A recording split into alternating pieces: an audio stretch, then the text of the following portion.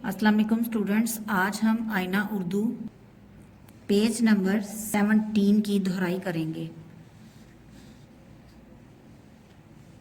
मश्क सरगर्मी नंबर 1। खाली खाने में सही हर्फ लगाकर पूरा लफ्ज़ इसके सामने लिख दें, जैसे अलिफ मद्दा मीम आम, चे अलिफ चा रे चार वगैरह। चलें स्टार्ट करते हैं दोहराई। दाल जेर लाम दिल, रे ज़बर बे रब, रे पेश ते रुत, बे ज़बर सीन बस, सीन ज़बर चे सच, जीम ज़बर गाफ जग,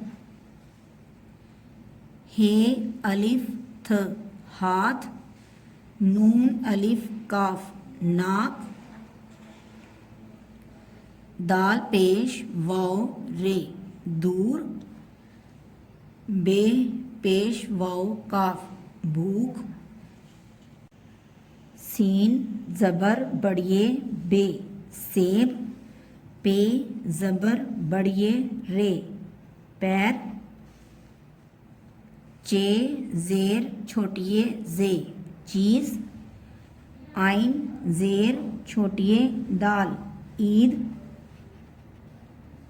फे ज़बर जीम रे फजर, स्वाद ज़बर बे रे सबर, अलिफ मद्दा नून खे आँख, दाल छोटिए नून दीन। आज के लिए इतना ही स्टूडेंट्स। अल्लाह हाफिज़।